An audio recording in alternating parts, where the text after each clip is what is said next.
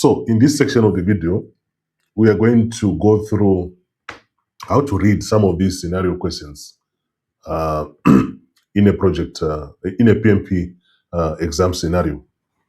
So let us start with the first one. We're going to go through 5 ways to read these scenario questions. Number 1, you need to identify the project approach. Is it predictive, agile, or hybrid? Okay. So in your PMP exam, you're likely going to have some questions which are assessing your knowledge in terms of knowing which project approach is this. For example, you are going to see a question which talks about change control board, CCB. So that definitely means it's a predictive project approach. You're likely going to see a question on iteration. After the first iteration, blah, blah, blah. So you find that you should be able to pick that once you start talking about iteration, backlog, you're talking of agile. Then you might also find scenarios where there are 2 teams, one on agile, the other one is on predictive, but working on the same project. So you should be able to pick that this is actually a hybrid scenario. Or maybe you might find a situation where the organization is moving from predictive to agile.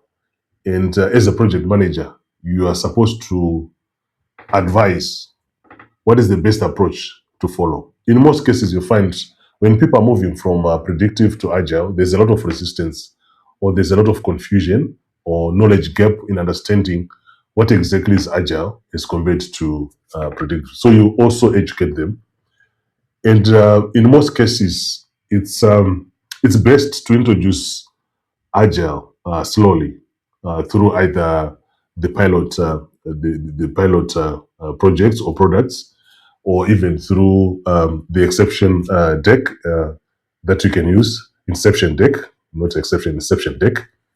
So you can also propose to have a hybrid, so that if it's possible, if it's applicable to that project, you can propose to have a hybrid, so that you move people slowly with predictive into agile. It depends on the context of the project. So when you're reading these PMP questions, be able to pick the project approach. Okay. Look for common terms for predictive. Look for common terms for agile. Look for common terms for hybrids.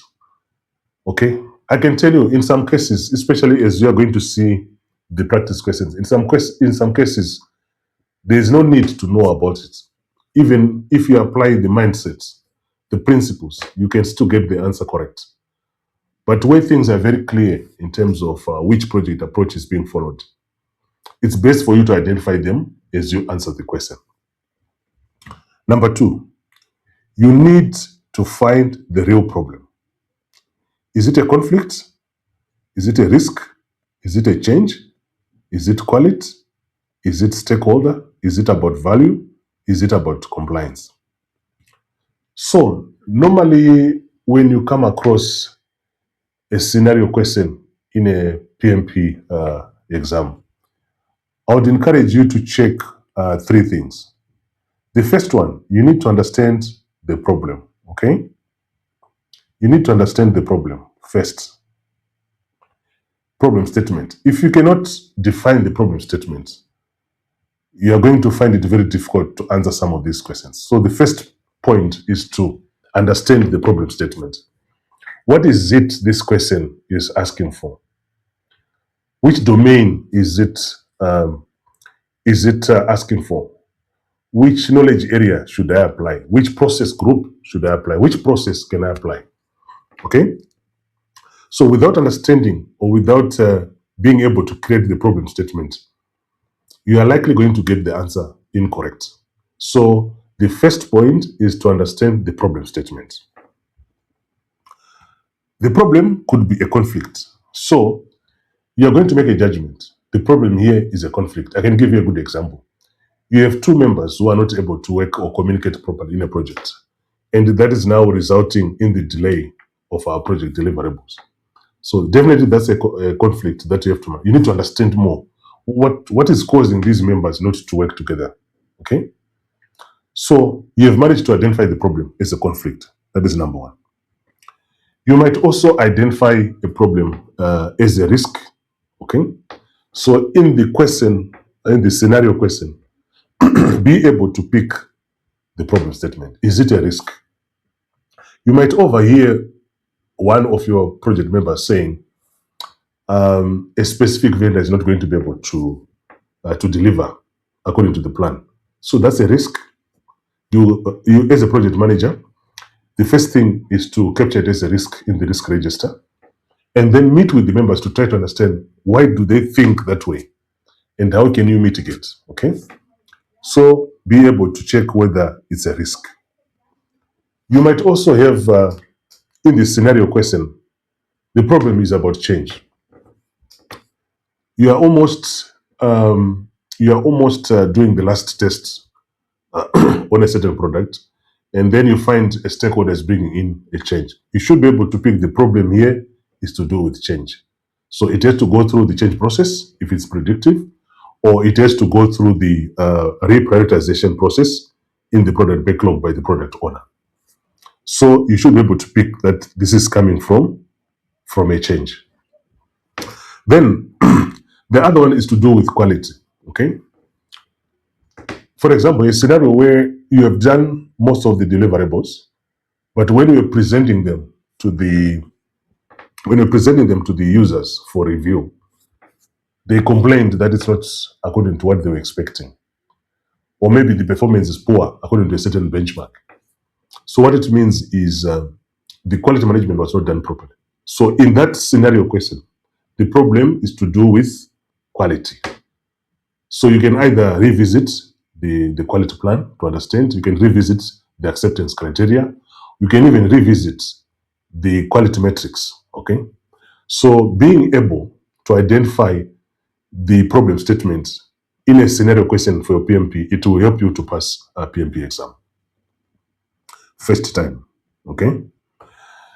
It could be something to do with a stakeholder. Say, for example, you were working with a specific sponsor, and during the execution of the project, they've decided to go and join another company, which means they are leaving the project, they are leaving the organization.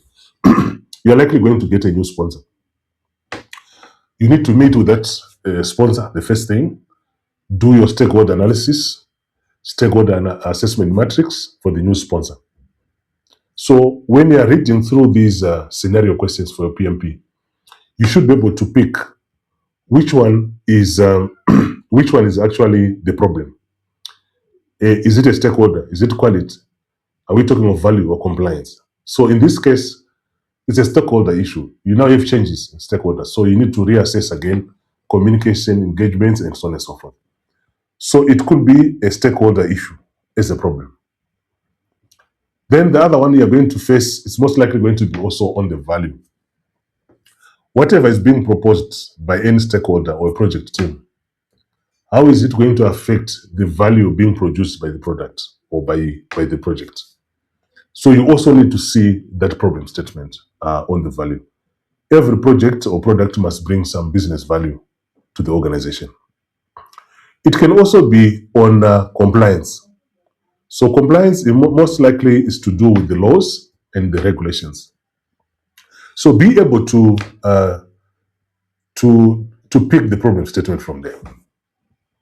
Then number two, what is expected now is for you to be able to use the mindset. Okay. Here we're talking of mindset. Use the mindset. Okay. Use the mindset to eliminate some of these answers. Okay. So this is mindset. Number two. So you're able to pick your problem statement, which is here. Okay. Now, using the mindset, you start eliminating some of these answers. For example, if one of the answers is saying immediately escalate to stakeholder or replace the project member, fire the vendor, using your mindset, you can quickly eliminate some of those answers. So when you're reading, your scenario questions, if one of the answers is eliminated by mindset, then you're going to be left with a few. All right? Then the third process is for you to be able to choose an answer which is going to resolve the problem. Okay? So resolve problem. Okay? So when you're reading these scenario questions, first, be able to define the problem statement. Second, be able to use the mindset for elimination of some of these answers. You're most likely going to be left with two. And for you to get the best out of those two, you now need to look for an answer that is going to resolve the problem. In most cases, these scenarios, they have problems or issues. So you want to resolve the problem. If something is not going to resolve the problem, say for example, the problem was to do with conflict management. If you don't see conflict resolution solution, most likely it's not going to resolve the problem.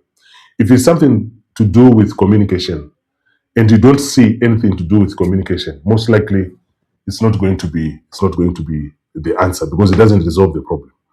If it's something to do with stakeholder engagement and you don't see any resolution that points towards stakeholder management, it's unlikely that it's going to be the answer.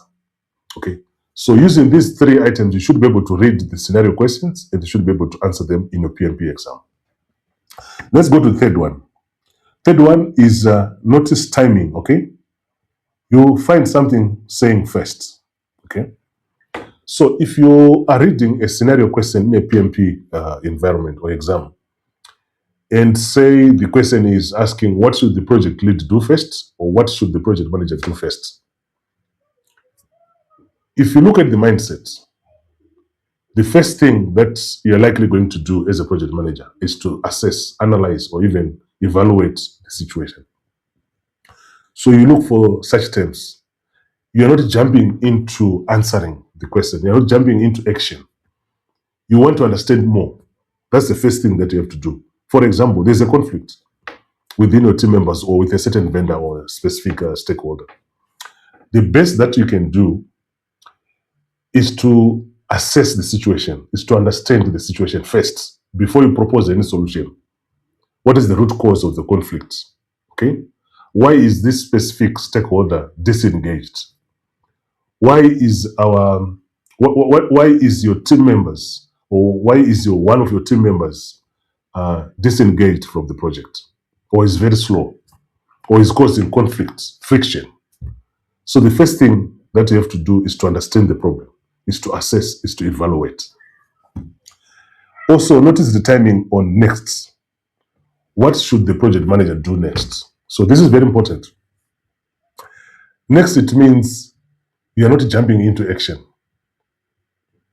Say, for example, you've heard about a risk through one of your project members. The first thing, what you have to do next is to make sure you record that risk in a risk register. Remember, skipping documentation in a project environment is not good. It's not even advisable. So once you get an issue, a risk, always make sure that is also recorded in the risk register. So let us continue with the notice of timing. So when it comes to the best, okay?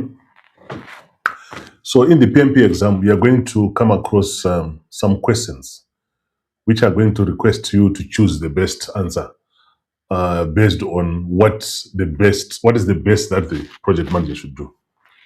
So in most cases, the answers are to do with servant leadership, for example. It's one of the best mindsets that you're going to come across, and also assessing and also evaluation. Okay. You're also going to have questions on should have done. Okay. It means you are looking at the prevention, what the project manager should have done in that scenario.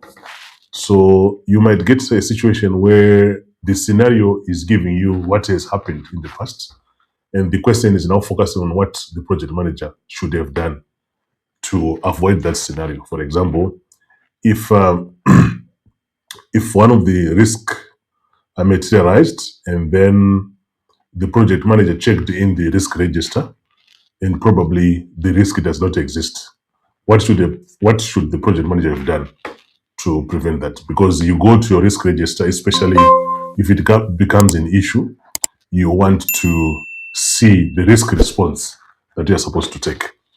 So such an example is asking you about how to prevent it, okay, going forward. So in your PMP exam, your answer should be focused on prevention, okay?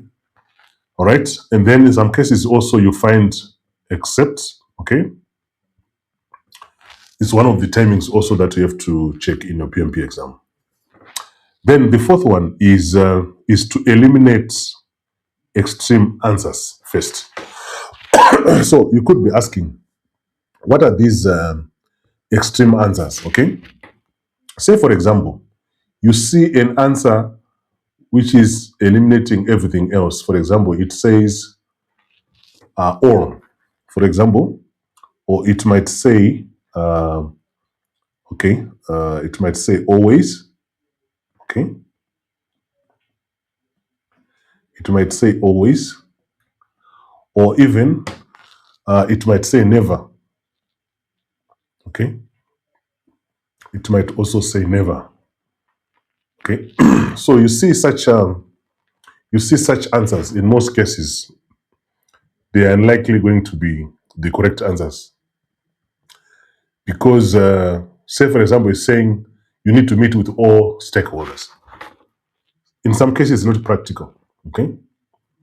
You want to meet with all stakeholders. In some cases, or in most cases, it's not practical to meet with all stakeholders, especially considering the day and age in which we are living, where most of the project team members and also stakeholders, they are dispersed geographically in different regions or even countries and continents. Then you might also find an answer in a PMP exam which says always. In most cases, it's not the answer, but you have to understand the question also. It might say, for example, always replace any underperforming team members. In most cases, that is not the answer. And then the other item also you might find is never. For example, it might say never update the risk register. It might say never update the issue log, as an example, or never listen to the stakeholder concern. In most cases, these are not always the answers. So it is important that in your examination, either preparation or real exam, you eliminate extreme answers. Now the last one, but not least, is also to choose the action that is proactive, an action that is ethical, an action that is collaborative, an action that is value focused. So let us go through these 4 items one by one. So the first one is proactive.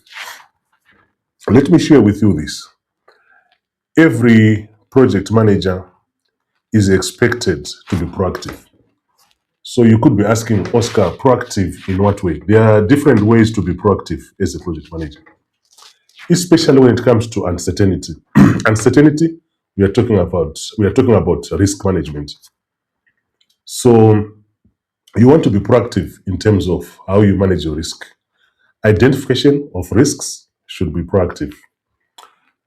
Creation of risk responses should also be proactive.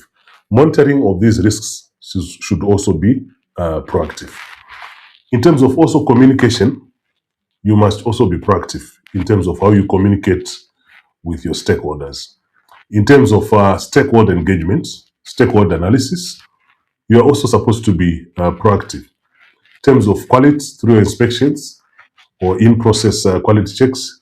So basically, proactiveness is one of the traits of good project management. So in your PMP exam, you might come across answers that are making reference to statements that show that you have to be proactive, it's most likely going to be the good answer.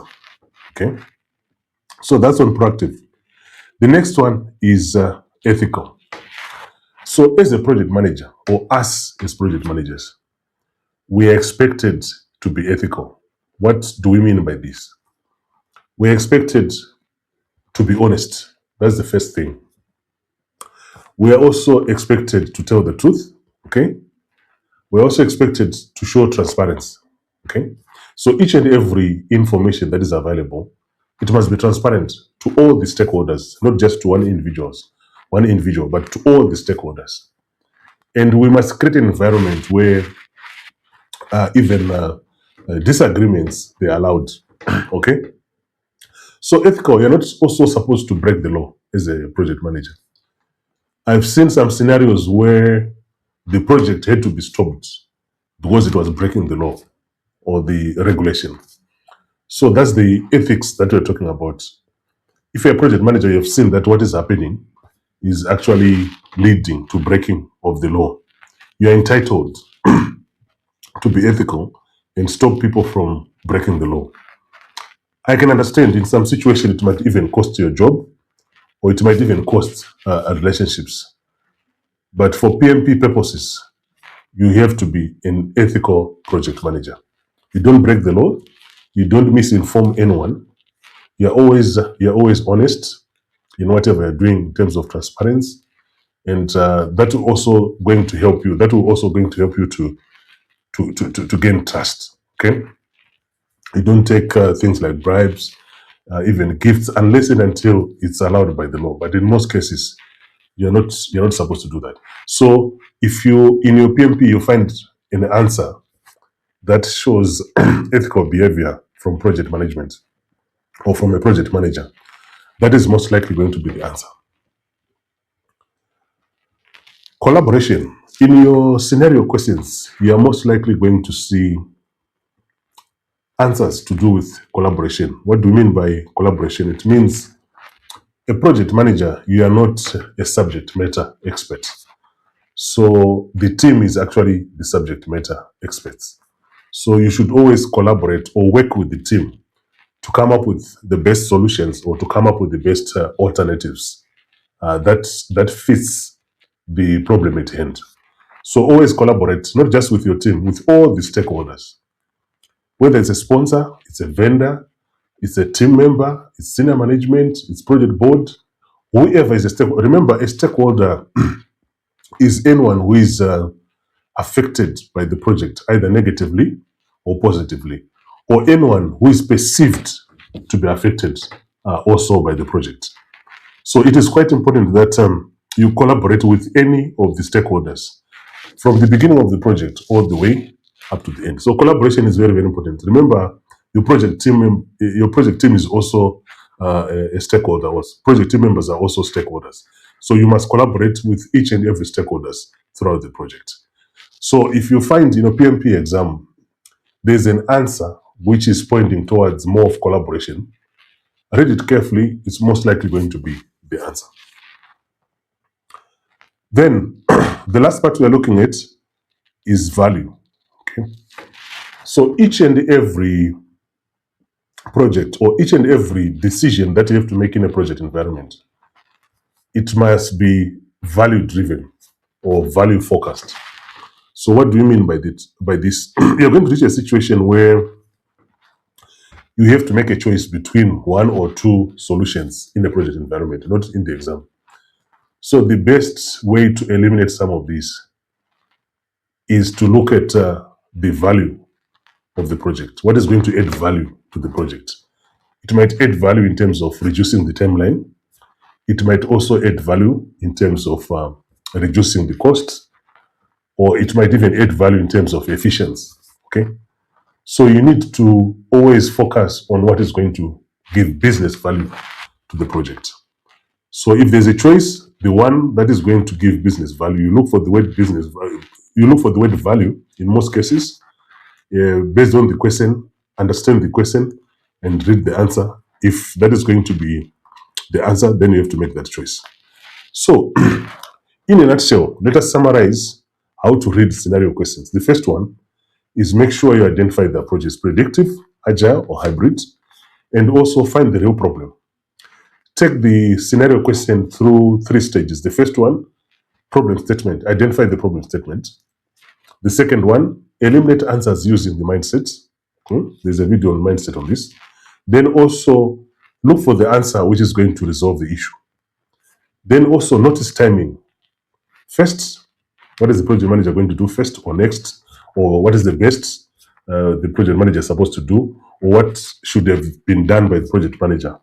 Okay. Also try to eliminate so many questions, so many answers, especially the ones which are using the words like all, never, always, like that. Then choose an action that is proactive, that is ethical, and also collaborative, as well as value focused. So this is what we have covered in this particular video.